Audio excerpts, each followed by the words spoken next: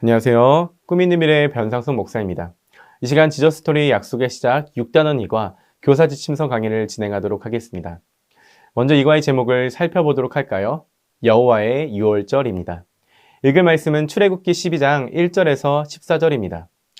하나님의 이스라엘 자손이 애굽에서 해방되기 직전에 모세와 아론에게 이스라엘 달력의 시작을 새롭게 정하는 명령을 내리셨습니다.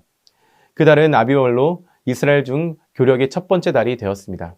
하나님은 모세와 아론에게 가정마다 한 마리의 어린 양을 준비하라고 말씀하셨습니다.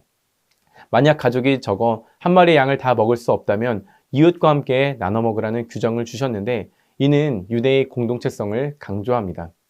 어린 양을 고를 때는 흠이 없고 일련된 수컷으로 골라야 하는데 희생제물은 완전해야 하기 때문입니다.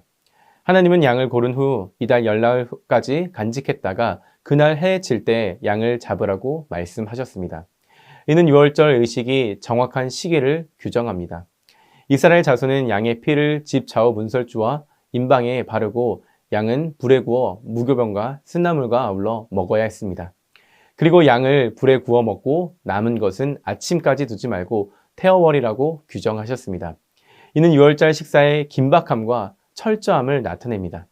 하나님은 애굽의 모든 장자와 우상에게 심판이 임할 것이지만 양의 피가 발린 집은 재앙이 임하지 않을 것을 말씀하셨습니다. 또한 너희는 이날을 기념하며 여호와의 절기를 삼아 영원한 규례로 대대로 지킬지니라 라고 명령하셨습니다. 본문은 유월절이 이스라엘 역사와 종교에서 중요한 위치를 차지하게 된 배경을 설명하며 하나님의 놀라운 은혜 가운데 이루어진 구원의 역사를 강조합니다. 이를 가지고 우리 아이들에게 가르쳐야 할 원포인트를 함께 읽어볼까요? 하나님은 놀라운 은혜로 우리를 구원하신다. 이어서 우리가 함께 외울 말씀을 다 같이 읽어보겠습니다. 너희는 누룩 없는 자인데 새 덩어리가 되기 위하여 묵은 누룩을 내버리라. 우리의 유월절 양 곧 그리스도께서 희생되셨느니라. 아멘. 이 말씀을 가지고 살펴볼 6단원 2과 교리는 죄와 죽음입니다. 죄의 궁극적 결과는 죽음, 즉 육체의 죽음, 영적 죽음, 영원한 죽음입니다. 에덴 동산에서 하나님은 아담과 하와에게 선악을 알게 하는 나무의 열매는 절대 먹지 말라. 내가 먹는 날에는 반드시 죽으리라 라고 분명하게 말씀하셨습니다. 타락의 결과로 주어진 죽음은 육체의 죽음뿐 아니라 하나님과의 분리를 뜻하는 영적 죽음까지 포함합니다. 이제 웰컴 활동을 함께 살펴보도록 하겠습니다. 웰컴 활동의 제목은 놀라운 도움입니다. 어려운 문제를 만나 힘들었을 때 친구나 부모님께 도움을 받은 경험이 있나요? 그 경험을 친구들과 나눠주세요. 이러한 질문을 가지고 학생들과 나눠주시면 됩니다. 그리고 이어서 이렇게 인도해 주시면 됩니다. 잘 나눠줘서 고마워요. 우리가 해결할 수 없는 문제를 만났을 때 부모님이나 친구의 도움을 구할 때가 있어요. 내 힘만으로 해결할 수 없는 문제를 주변의 도움을 통해 쉽게 해결한 경험이 모두 있을 거예요. 오늘 말씀에는 이스라엘이 도저히 해결할 수 없는 그 문제를 하나님의 놀라운 은혜로 해결하는 모습을 볼 수 있어요. 어드벤처를 통해 자세히 살펴보도록 할게요. 이렇게 웰컴 활동을 인도해 주신 후에 어드벤처로 넘어가시면 됩니다. 다음으로 어드벤처입니다. 어드벤처에서 세 가지의 질문을 통해서 말씀을 살펴보도록 하겠습니다. 첫 번째 질문입니다. 하나님은 10번째 재앙을 앞두고 모세와 아론에게 이달 열흘에 무엇을 준비하라고 하셨나요? 정답은 어린 양을 준비하라고 하십니다. 하나님은 10번째 재앙을 앞두고 모세와 아론에게 이달 열흘에 어린 양을 준비하라고 하셨어요. 두 번째 질문입니다. 하나님은 준비한 양을 잡고 양의 피를 어디에 바르라고 하셨나요?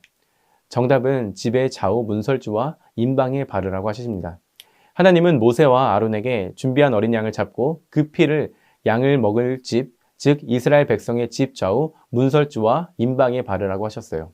마지막 세 번째 질문입니다. 하나님은 재앙을 내리실 때 피를 바른 집은 어떻게 한다고 말씀하셨나요? 정답은 하나님이 재앙을 내리실 때 어린 양의 피를 바른 집에는 재앙을 내리지 않고 넘어가신다고 하십니다. 하나님은 이스라엘 백성의 집에 발라져 있는 피를 보고 하나님은 재앙을 내리실 때 그 피가 발린 집은 넘어가신다고 말씀하셨어요. 이 말씀을 가지고 밸류 질문을 이어서 할게요. 첫 번째 모두 질문입니다. 이스라엘 백성을 구원할 어린 양과 그 피는 무엇을 상징하나요?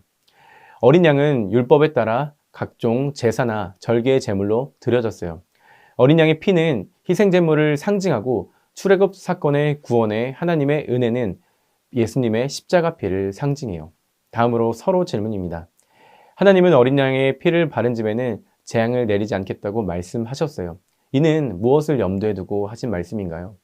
구원은 오직 하나님께 있어요. 이스라엘은 하나님의 말씀대로 어린 양의 피를 발랐고 하나님의 재앙과 심판을 피해갈 수 있었어요.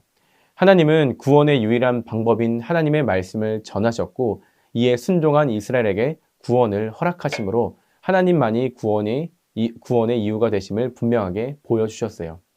마지막으로 개인 질문입니다. 하나님은 여호와의 유월절을 대대로 지키라고 말씀하셨어요.